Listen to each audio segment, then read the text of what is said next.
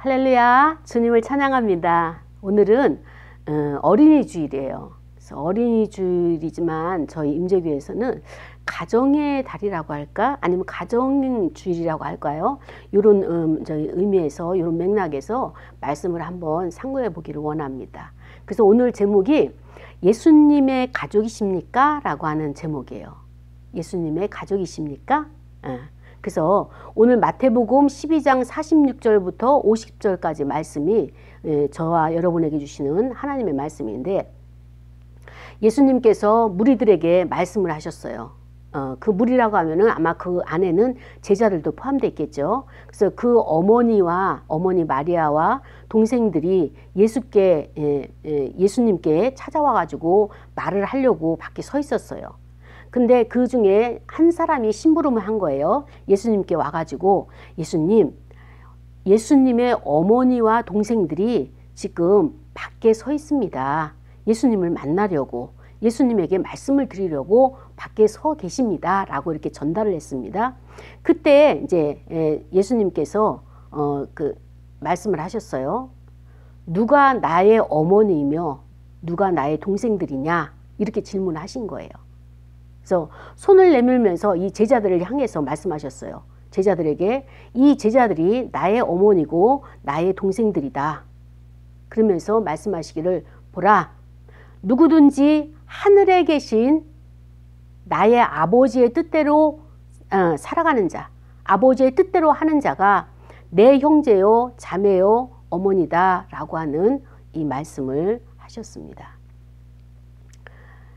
저는 이 말씀을 들으면서 어쩌면 이렇게 하나님께서는 예수 그리스도에게 모든 것을 다 아버지 겪게 하셔서 인류가 고민하고 있는, 인류가 힘들어하는 이 모든 것들을 다 그가 할 수 있도록 능력을 그에게 부어주셨을까? 그 능력이라고 하는 것은 바로 이 예수 그리스도께서 경험한 것, 이 능력이라고 하는 것은 바로 예수 그리스도께서 그 경험을 통해 가지고 그 고통의 시간을 통과한 이후에 드러내서 많은 사람들에게 그것을 가르치고 그 능력을 주기 위해서 겪어냈단 말이죠. 저는 이 사실을 보면서 하나님께서 쓰시는 자는 이렇게 철저하게 훈련을 하게 하시는구나. 하나님께서 쓰시는 자는 이렇게 그냥 대충 훈련을 하는 것이 아니라 철저하게 훈련을 해야지만이 그를 통해서 능력이 나갈 수 있도록 하나님의 계획은 이거구나 라고 하는 것을 이 말씀을 준비하면서 깨닫게 된 내용인 것입니다. 그렇습니다. 오늘은 가정의 주일, 오늘은 어린이 주일인데 예수님께서 고민하는 것 이것이에요. 누가 나의 가족이냐? 누가 나의 형제냐? 누가 나의 어머니냐? 이 말씀이 선포될 때의 그 상황이 이거예요. 예수님께서 고향에 가셔가지고 말씀을 전파했어요. 복음을 전파했어요. 근데 고향 사람들이 전부 다 예수님을 하시고는 거예요. 무시하는 거예요. 그리고 인정을 안 했어요. 인정을 안 하면서 어떻게 저가 목수의 아들인 거 뻔히 아는데 우리를 가르치려고 하느냐? 우린 유대인이고 랍비고, 그러니까 공부를 많이 한 사람이다 이거예요.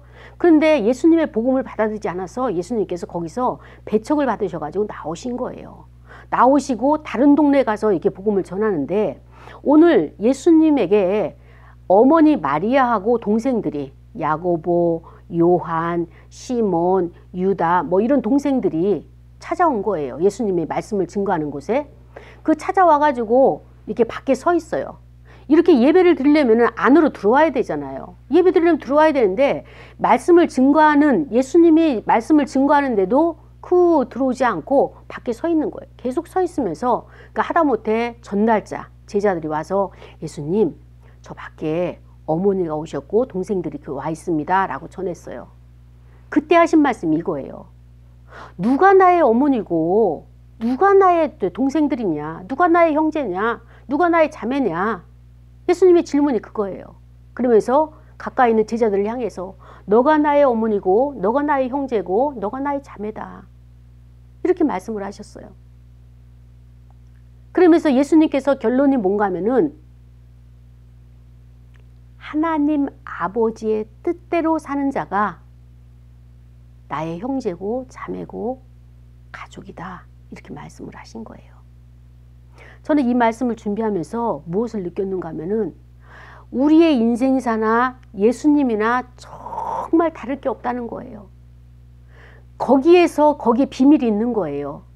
예수님이 하나님의 아들이시잖아요. 그리고 예수님에게는 신성이 있고 인성이 있고 두 개가 다 가지고 계시는 거예요. 그래서 죽은 자도 살리고 귀신 들린 자도 살리고 귀신 들린 자도 쫓아내주고 그다음에 또 혈류병 여인이나 그다음에 또 이렇게 손 마른 자들이나 그다음에 또 38년 된 병자나 이렇게 다 치유를 했는데 그걸 많은 사람들이 목격을 했는데도 안 믿는 거예요. 심지어는 제일 안 믿는 부류가 어느 부류인지 아십니까? 가족들이에요. 가족이 안 믿는 거예요. 그러면서 예수님께서 기적과 이적을 베푸시잖아요. 죽은 자도 살렸다고 그랬죠. 병든 자도 고쳤다고 그랬죠. 군대 귀신도 쫓아냈다고 그랬죠. 그 소문이 파다하게 퍼졌는데 어떻게 퍼졌느냐? 항상 소문은 안 좋게 나는 거예요. 부정적으로 나는 거예요. 어떻게 소문이 났는가 하면은 예수님이 귀신 들렸다. 근데 그 귀신이 누군가 하면 바알세붑이다. 여러분 바알세붑이 뭔지 아세요? 출애굽기에 나오는 바알세붑 귀신인데 이게 파리예요. 파리 신이에요. 파리. 여러분 날아다니는 파리가 신이 될 수 있어요? 예, 파리가 신이 될 수 없어요. 근데 그 강대한 나라 이 애굽 나라에서는 파리가 신이에요.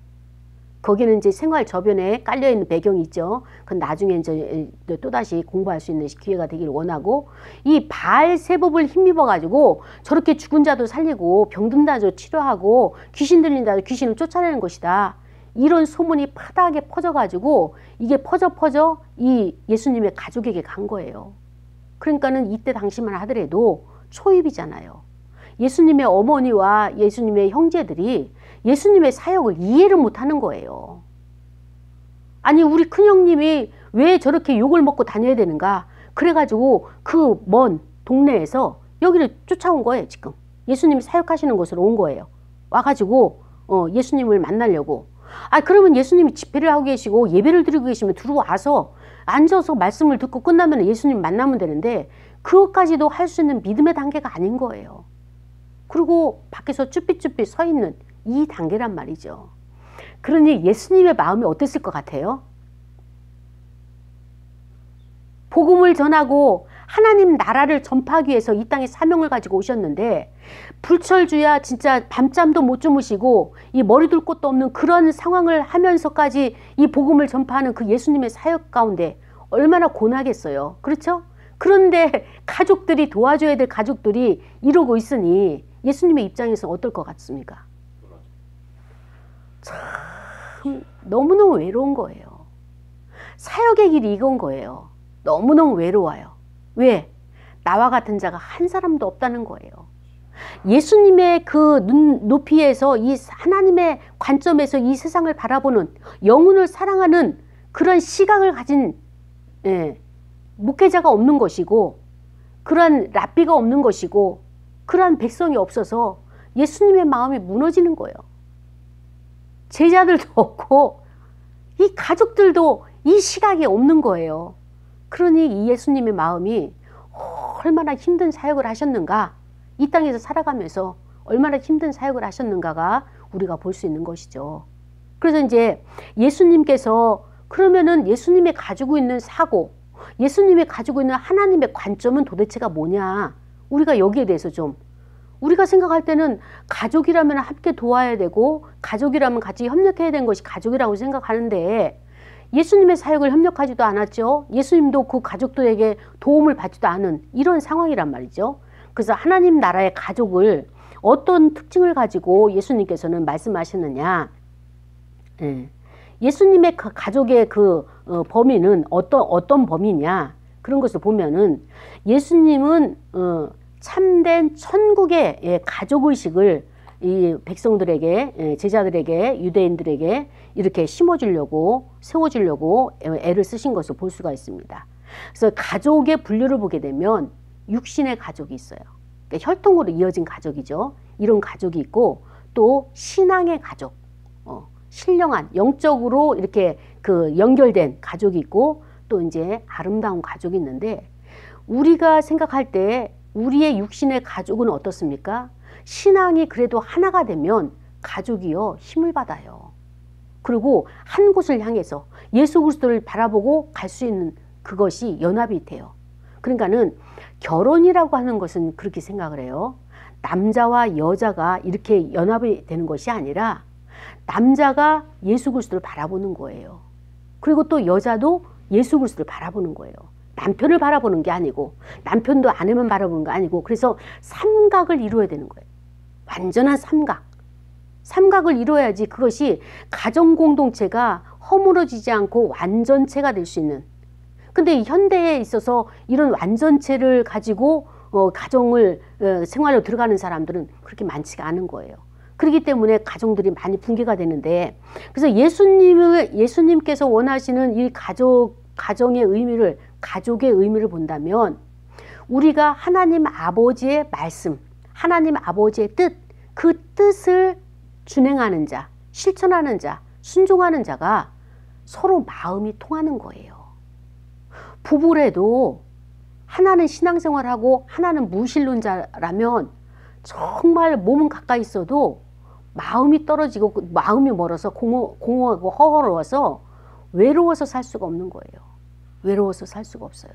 그래서 사람을 만나도 이렇게 우리가 이제 목회자니까 성도를 만나도 어떤 사람은 마음의 문을 활짝 열어서 그냥 마음이 주고받고 너의 마음 나의 마음이 들락날락 할 수 있는 그 가까운 친밀한 관계가 빨리 형성되는 사람이 있는 반면에 어떤 사람은 만나면 만날수록 만날 때마다 새로워.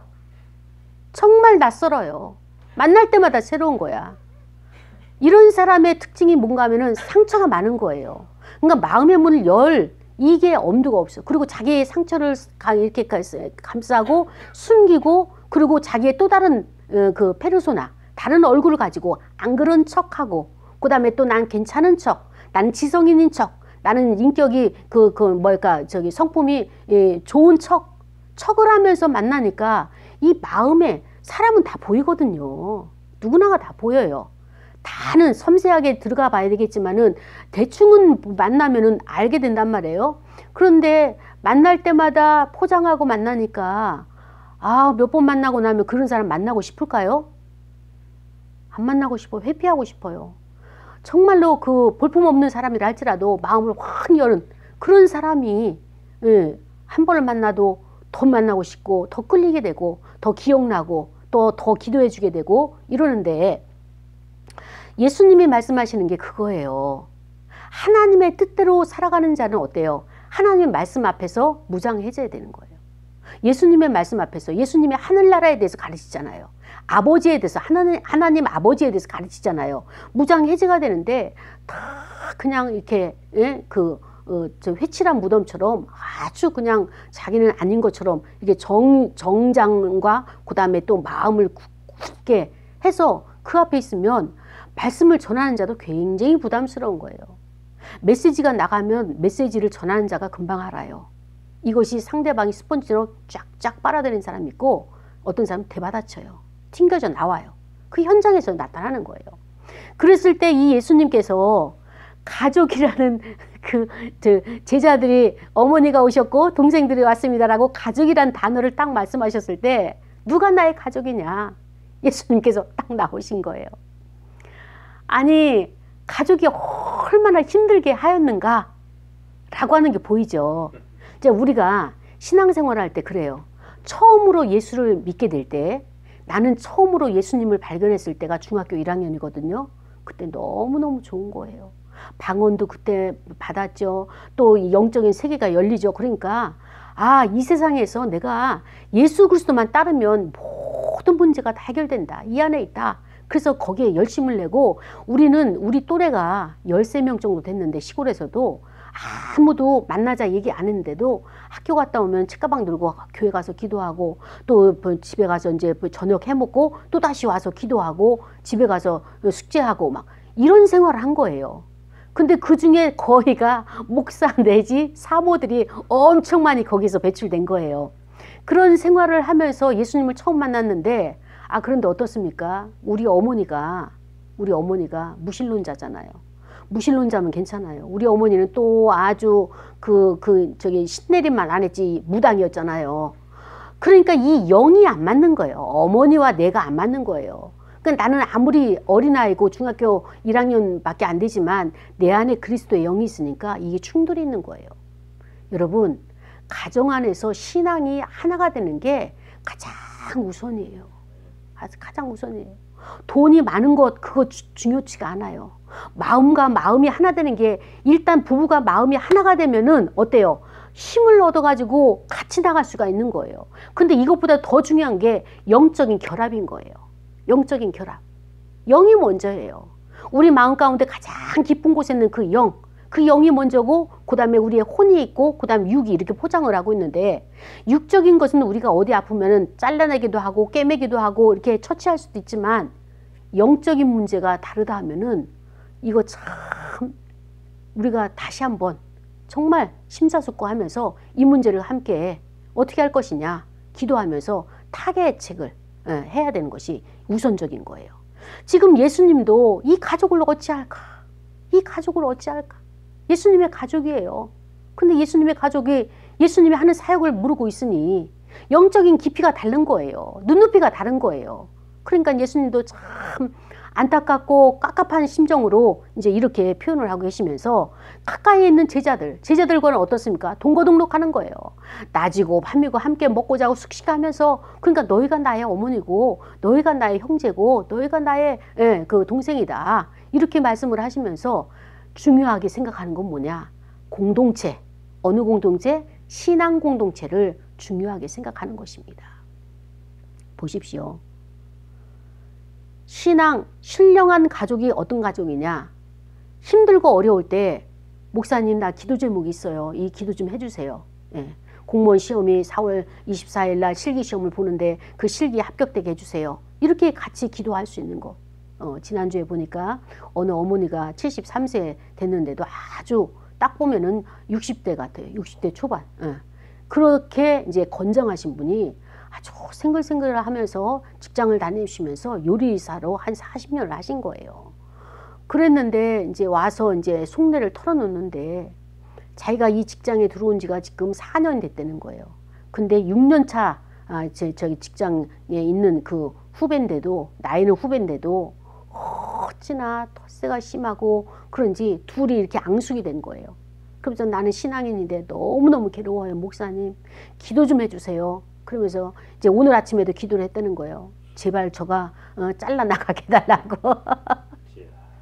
나는 1년 더 명년까지 내년까지 해야 되는데 저 사람은 나이가 어리니까 딴 데 가서도 할 수 있으니까 저 사람을 잘라내고 내가 이렇게 해달라고 이런 너무나 솔직하게 그 기도 제목을 내놓는 거예요.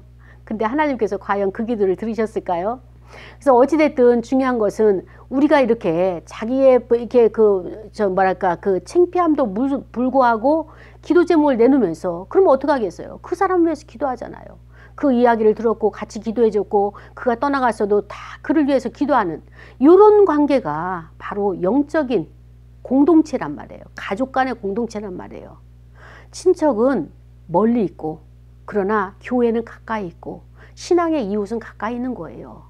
그래서 어떨 때는 가장 힘들 때는 가장 먼저 달려와서 그 일을 해주고 있는데 그래서 이제 예수님께서 이렇게 말씀하시길 이 가족의 분류가 육신의 가족도 있지만 혈통의 가족도 있지만 또 이렇게 신령한 영적인 그 가족도 있고 그것이 어디냐? 교회다.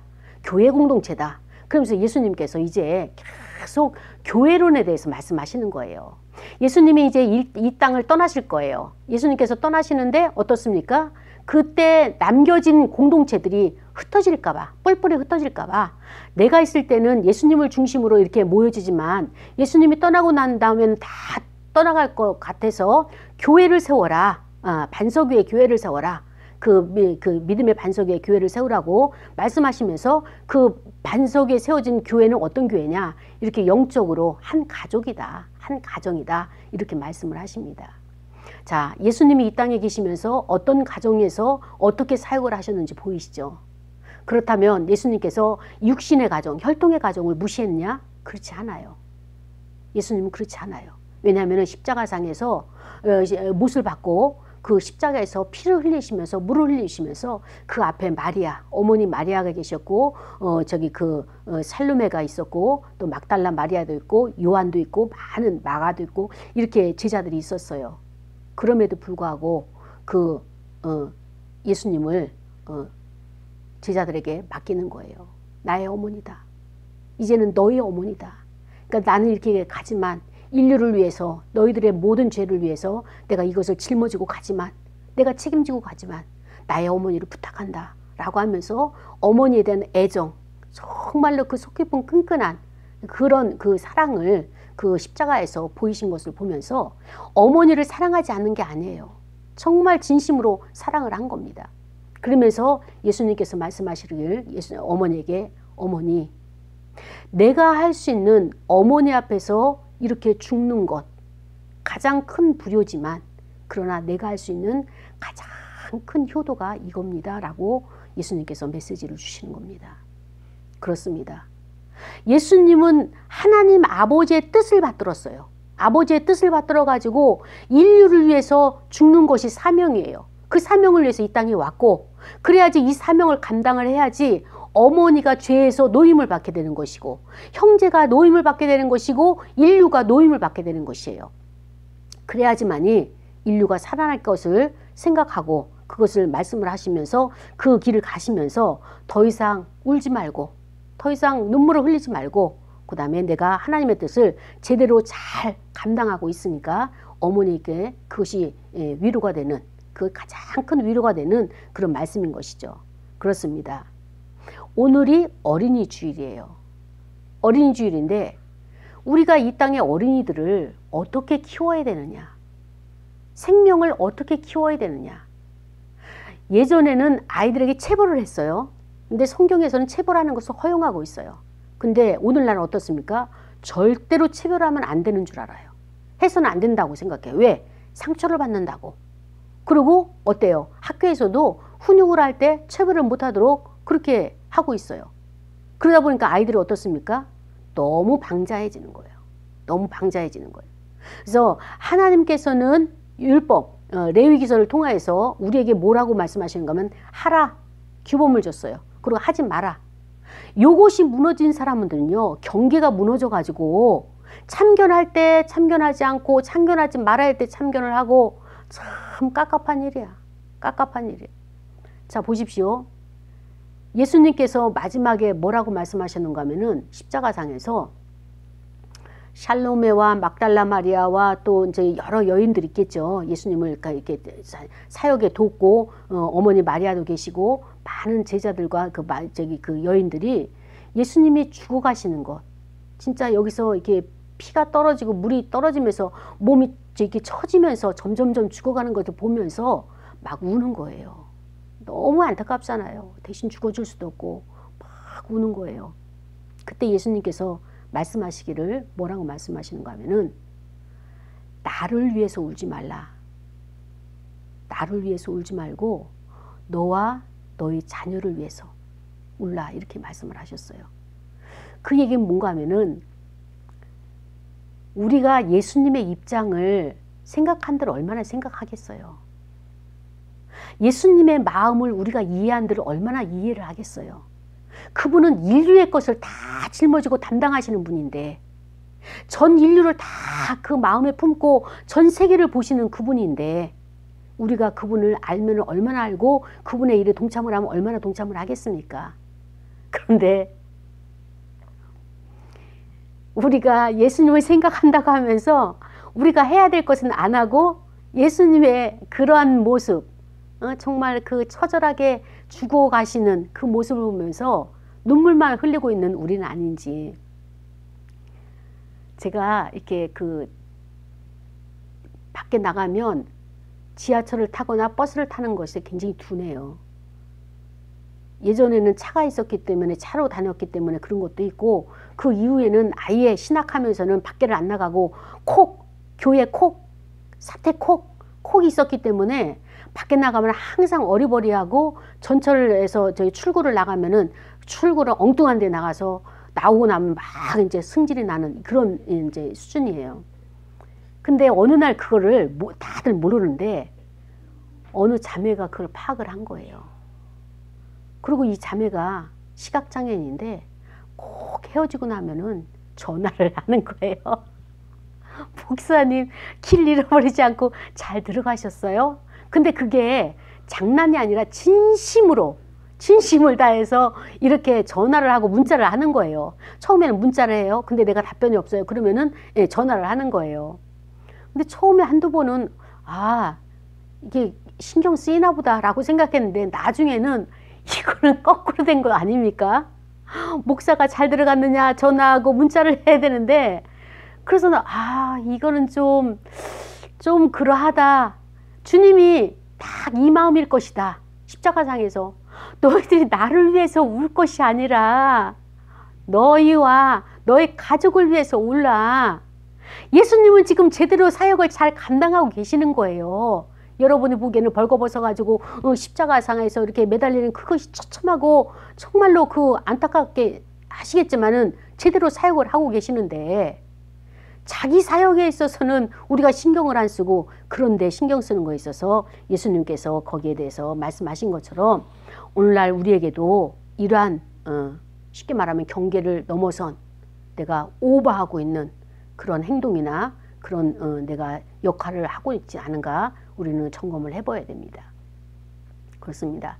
예수님이 이 땅을 살아가시면서 그냥 하나님의 능력, 신의 능력 가지고만 막 사셨다면 이렇게 섬세하게 우리에게 말씀을 주실 수가 없어요. 근데 예수님이 뭐라고 말씀하시는가 하면은 가정의 원수가 누군지 아느냐? 가정의 원수는 가족이라는 말이에요. 가장 가까이 있는 가족. 예. 좋아요. 좋을 때는 천국이에요. 좋을 때는 천국이에요. 그런데 이게 삐끗하면은 감정 하나만 상해도 그때부터 지옥이잖아요. 그런데 영적인 것이 다르다고 생각을 해봐요. 영이 다르다 생각하면 이건 날마다 전쟁이에요. 날마다 전쟁. 그래서 우리는 주님을 중심으로 협력해야 되는 거예요. 합심해야 돼요. 남편도 주님, 아내도 주님. 남편이 아내 아니에요. 아내가 남편 아니에요. 이러건 실패하는 거예요. 왜? 이 남편의 연약한 모습이 보여요. 처음에는 안 보이지만 내가 어쩌자고 저런 사람을 선택을 했던 거, 그 선택한 것을 발등을 찍고 싶다. 내 손목을 부러뜨리고 싶다. 안 돼요. 왜냐하면 그것이 하나님의 섭리라서 처음에 만났을 때는 안 보여지게 하시고 가정을 이루게 하시는 거거든요. 그러면서 서로는 어때요? 가정에서 하나님께서 다뤄가시는 거예요. 여자의 모난 것, 남자의 모난 것, 하나님께서 그 성품을 다뤄가시기 위해서 부딪히게 하는 거예요. 그러니까 어쩌면 나와 저렇게 정반대냐. 부부들이 고백하는 게 그거잖아요. 내 아내는 나와 정반대다. 내 남편은 어쩌면 나하고 이렇게 다른지 모르겠다. 그거를 알고 시작을 해야 돼요. 그거 알고 출발해야 돼요. 그러면 나는 소망이 어디 있느냐? 소망이 인간에게 없어요. 인간에게 없어요. 인간은 어떤 자냐? 내가 사랑해주고 섬겨야 될 대상이에요. 반드시 섬겨야 되고 그 다음에 사랑을 줘야 돼요. 그럼 우리의 소망은 어디서 충족하느냐? 바로 예수 그리스도예요. 그분 안에 있는 거예요. 내 남편이 이렇게 예수님처럼 이런 고통을 다 겪었습니까? 안 겪었어요. 그러니까 겪지 않았기 때문에 그에게서 이런 것이 내가 원하는 것이 나올 수가 없어요. 그런데 모든 것을 겪으신 예수님께서는 그 안에 다 담겨져 있어요. 능력이. 그래서 내가 이 문제를 가지고 나가게 되면 예수님께서 답을 주시는 거예요. 그래, 사랑하는 딸아, 용서해라. 사랑하는 아들아, 너가 그것을 품어라. 예수님께서 왜? 제자들도 품고 가족도 품고, 아니 세상에 생각을 해보세요. 가족들은 염려돼 가지고 예수님을 찾아왔지만은 어떻게 그 소문을 믿냐고요. 헛된 소문을, 그 허황된 그 소문을 어떻게 믿냐고요. 이 소문이 뭐예요? 예수님이 귀신 들렸다는. 내 가족을 이렇게 몰라요? 내 형제를 이렇게 몰라요? 예, 이게 현실이에요. 왜 그러느냐? 이 세상은 사단이 장악하고 있기 때문에 소문과 소문은 다 사단이 풍문을 만들어내는 거예요. 가지치기 하는 거예요. 그렇기 때문에 우리가 하나님만 바라봐야 되고 하나님을 믿어야 되는 것이지, 예수 그리스도를 바라보고 예수를 믿기만 하면은 세상에 헛된 것이 내 안에 들어와서 나를 혼란하게 하지 않는다는 것.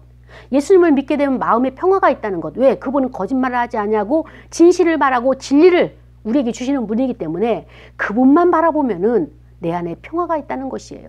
근데 사람들의 얘기, 가까운 사람들 얘기, 엄마 얘기도 마찬가지예요. 엄마가 나에게 주는 것. 내가 아는 목사님이 여목사님이신데 이 여목사님이 가정이 세워지면서 남편이 그 유명 대학을 나왔어요. 그 대기업에 다녀요. 근데 몰래 바람을 핀 거예요. 애가 셋인데도. 그러니까 그거를 누구한테 이야기하겠어요. 엄마, 사모, 아빠가 목사니까. 이분도 여목사지만은 아빠가 목사고 엄마가 사모잖아요. 엄마, 사모에게 그걸 상담을 해줘. 누구한테 할 수가 없으니까. 근데 이 여목사님이 상처를 뭐에서 받냐면은 엄마가 그런데요. 왜 네 남편은 그러냐? 내 남편 아버지는 절대 바람 안 피는데. 여기 상처를 받는 거예요. 네. 엄마가 그런데요. 내 남편은 그래도 이 30대 후반 되면은 사회적으로 어느 정도 지위가 세워졌는데 우리 아들 보니까 아직 멀었다. 이제 직장도 구하지 못했으니 이 이야기를 아들이 들었다고 생각을 해봐요. 얼마나 상처가 되겠냐고. 왜 이 이야기를 하는가 하면은 아무리 부모라 할지라도 그들이 완벽하지 않기 때문에 말의 실수도 있고 세상적인 평가로 우리를 볼 수가 있단 말이죠. 그럼 우리는 어때요? 아빠가 나를 사랑만 하는 줄 알았더니 평가도 하고 있고 판단하고 있다는 것에 또 상처를 받는 거예요. 그렇기 때문에 어머니의 연약함은 요거고 아버지의 연약함은 여기까지다 라고 하는 것을 인정을 하면서 우리는 어떻게 해야 되느냐? 예수님 바라봐야 돼요. 힘들고 어렵고 정말로 눈물 나고 고통스러울 때 다른 데서 위로가 안 돼요. 다른 데서 위로가 안 돼요. 예수님 한 분에게서 우리가 이 모든 위로를 받을 수가 있어요. 어느 전사님 그 이야기를 하는 거예요. 목사님 너무 외로워요. 남편하고의 관계가 안 좋아서 너무 외롭다는 거예요. 그래서 제가 제 입에서 좋은 말이 나갔겠습니까? 책망이 나가지. 나는 평생 혼자 살았다. 목사님은 그렇고요. 나는 결혼했으니까 가정에서 그렇다고요. 그 이야기를 하는 거예요. 자, 여러분, 그 외로움의 자리는 남편이 채워질 곳이 아니에요. 그 외로움의 자리는 아내가 채워줄 곳이 아니에요. 인간이 근본적으로 가지고 있는 외로움이 있어요. 이 외로움은 어디에 있느냐? 바로 예수님을 만나면 거기서 채워지는 하나님의 자리예요. 영적인 자리예요. 이 영적인 자리는 어느 누구도 육신이 채워줄 수가 없습니다. 저는 오늘 그 어린이 주일을 맞이해서 마지막으로 한 인물을 이야기하면서 설교를 마치려고 합니다. 저는 야곱이라고 하는 인물을 참 이렇게 자주 묵상을 합니다. 그 야곱이 어떤 사람입니까? 굉장히 촐싹거리고 약삭 빠르고 셈에 빠르고 파악을 빨리 해가지고 자기 유익을 취하는, 어떻게 보면 인간관계에서 제로 꽝이에요. 그런 사람이 공동체에 있으면은 다 왕따 당해. 자기 유익만 취하는 자기중심적인 사람, 뺀질뺀질 아주 그 이권에는 아주 그 영악한 사람이잖아요. 근데 이 야곱을 하나님께서 20년 동안 훈련을 시키는 거예요. 20년 동안 훈련시키는데 어떻게 훈련시키느냐? 자기보다도 더 뺀질뺀질한 사기꾼 라반을 외삼촌을 딱 만나게 해서 그 밑에서 20년 훈련을 받는 거예요. 그러니까 셈에 빠르고 이권에 빠른 이 야곱이 외삼촌 라반이 어떤 수를 쓰고 있는지 알까요? 모를까요? 다 알아요. 다 아는데도 어쩔 수 없이 마누라 있지, 새끼 있지, 그 밑에서 훈련을 받아야 되는 이 야곱의 입장은 너무너무 고단한 거예요. 그런데 하나님께서 20년이 딱 훈련되고 나니까 야곱에게 말씀하시는 거예요. 야곱아, 너 여기를 떠나라. 바다 나라를 떠나라. 이제 훈련이 끝난 거예요. 오케이 된 거예요. 그래서 이제는 하나님의 명령에 따라서 그곳을 떠나죠. 그런데 그 이후에 야곱이 훈련을 안 받았습니까? 또 받았어요. 더 큰 훈련을 받았어요. 그 훈련이 무엇입니까? 정말로 금지오격, 정말로 그 눈에도 안 아플 요셉을 17살에 잃어버린 거잖아요. 17살에 요셉을 잃어버렸어요. 형들의 모함에 의해 가지고 이 야곱은 죽었다고 보고를 받았으니까 죽었어요. 마음속에서 죽었어요. 근데 나중에는 또다시 만나게 되지만 거기서 끝난 것이 아니에요. 또다시 또 이 야곱이 거기에서 가장 사랑하는 라헬을 또 잃어버려요. 베냐민을 놓으면서 그 출산하면서 거기서 라헬은 죽고 베냐민만 출생을 하게 되죠. 이 야곱은 너무너무 외롭고 이 허허로움이란 것이, 이 허전함이 이 채울 길 없는 그 인생을 살죠. 근데 어떻게 보면 왜 하나님이 야곱에게 너무 잔인할 만큼 훈련을 이렇게 하실까? 20년 훈련으로 끝났으면 되는데 왜 거기에 금쪽 같은 아들을 요셉을 잃어버리게 하고 또 가장 사랑하는 라헬을, 그 많은 여인 중에서 라헬을 데려가실까? 하나님이 너무 이거는 좀 이렇게 그 잔인성 이것을 하시지 않을까? 이런 생각이 들죠. 근데 하나님께서 마지막 반전이 이거예요. 요셉을 애굽에 총리에 있다는 사실을 알고 전 70명이 다 애굽으로 이주로, 아주 고센 땅으로. 그리고 하나님이 바로 왕, 세계에서 가장 강대한 나라가 그때 애굽이었어요. 이집트. 그 바로 왕이 가장 큰 왕이에요. 그 왕 앞에 이 야곱을 탁 독대를 시키는 거예요. 그러면서 거기서 야곱의 고백이 무엇입니까? 내 나이가 얼마 되지 않습니다. 130년 살아왔지만 그 세월이 너무나 험악한 세월을 살아왔습니다. 라고 이 애굽 왕 바로에게 표현을 하는 거예요. 그러니까 이 바로가 어떻습니까? 이 야곱에게 그냥 고개를 숙이는 거예요. 이것이 어디서 나왔느냐? 130년 동안 살아오면서 하나님으로부터 훈련을 받았기 때문에 그의 능력이 있는 거예요. 모든 사람을 다 수용할 수 있고 모든 사람의 형편과 처지와 그 아픔과 그 인생이 무엇이다라고 하는 것을 다 이게 숙달을 했기 때문에, 단련했기 때문에 이 애굽왕 바로까지도 그 앞에서 어떠합니까? 자기의 모든 것을 내려놓을 수 있는 그런 어미가, 권세가, 능력이, 파워가 그게 주어진 거예요. 이제부터 하나님께서는 야곱을 왕뿐만 아니라 모든 사람 만나는 사람마다 그렇게 여호와 하나님께서 나를 험난한 인생으로 나를 점철시켰습니다. 이끌어 오셨습니다. 훈련시키셨습니다. 라고 고백을 했습니다. 당당하게. 자, 여러분, 저는 어린이주일을 맞이해서 우리 부모의 세대, 우리가 부모가 아니면 성인으로서 아니면 우리가 모범 앞서간 선배로서 후배들에게 또 자녀들에게 이런 고백을 당당하게 할 수 있는, 정말로 부끄러움이 없이 내가 하나님으로부터 내 성품이 깨어지도록 나를 사람 만들기 위해서, 하나님의 자녀 만들기 위해서, 너의 아빠됨을, 너의 엄마됨을 만들기 위해서 이렇게 나를 훈련하셨다. 여러분, 이렇게 당당하게 고백할 수 있는 선배, 부모 되길 원치 않습니까? 어떠세요? 인생을 가기 전에 이렇게 마지막에 고백할 수도 있지만 지금부터라도 우리가 살면서 나는 하나님 앞에 훈련받는, 하나님 나를 다루시는 다림줄 가운데 순종하는 자다. 그렇기 때문에 내가 지금 다름받기 때문에 하나님은 이러한 분이시다. 거룩하신 분이시다. 사랑이시다. 그리고 또 나를 잠시 동안 훈련을 하시지만 나를 버리지 않냐 하신 그런 분이시더라. 젊은 힘들어하는 젊은 세대들에게 이렇게 표현할 수 있는 그 이야기는 뭐예요? 야곱이 먼저 훈련의 대상으로 훈련을 받는 그 자리에 들어갔다는 이야기입니다. 저도 마찬가지예요. 후배 목사들에게 아니면 동료들에게 또 다른 목회자들에게 또 성도들에게 하나님이 나를 이렇게 사용하셨어요. 이렇게 사용하셨어요. 우리 어머니가 그 임종을 하셨어요. 그러고 나서 이제 그 발인할 때 이제 염을 하는데 교회에서 이제 염을 해주는데 다들 혀를 끌끌 차는 거야.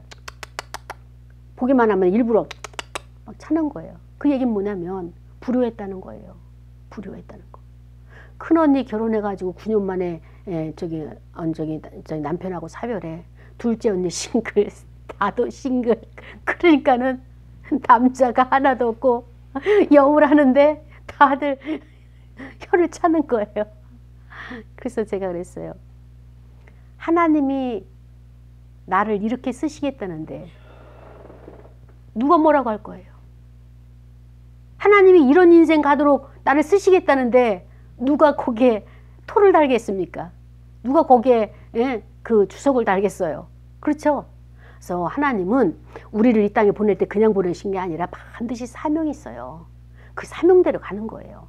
아, 내가 그 하나님의 설계대로 이렇게 좀 돌리고 저렇게 좀 돌리고 그거 아니에요.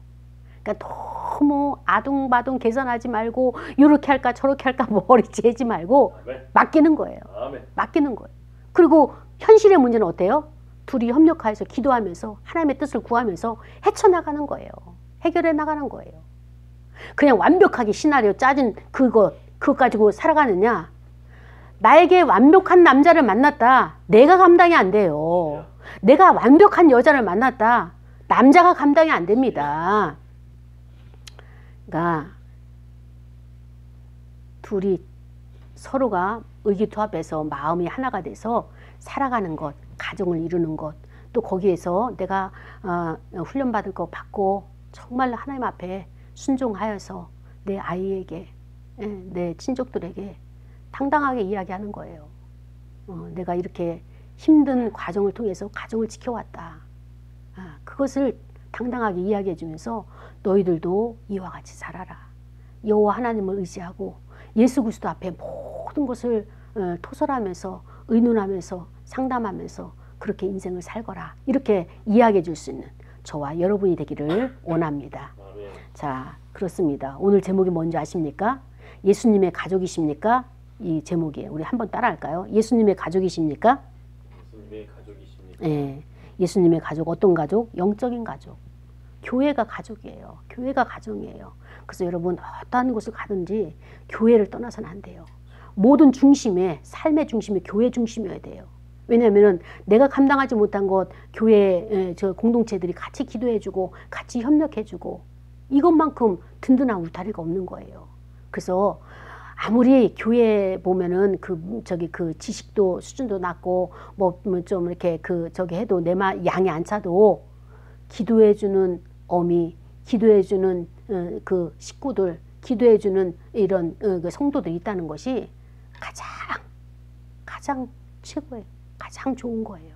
그래서 어디를 가든지 그런 기도하는 사람들에게 영끈을 놓지 말고 늘 그들과 함께 동행하는 저와 여러분이 되기를 원합니다. 우리 말씀을 생각하면서 기도할 거예요. 하나님, 우리가 인생을 살아가는데 모두가 다 힘듭니다. 그런데 이 모든 것을 견뎌낼 수 있는 힘은 하나님께로부터 나오는데 하나님 이 말씀을 듣고 내가 주님의 뜻대로 살아갈 수 있도록 하나님의 말씀대로 순종하여서 그 뜻을 사명을 잘 감당하는 우리 모두가 되게 해달라고 우리 다 같이 말씀을 생각하면서 통성으로 기도하고 헌금 드리시겠습니다. 하나님 아버지 감사합니다. 연약하고 부족한 저희를 사랑하셔서 오늘도 주님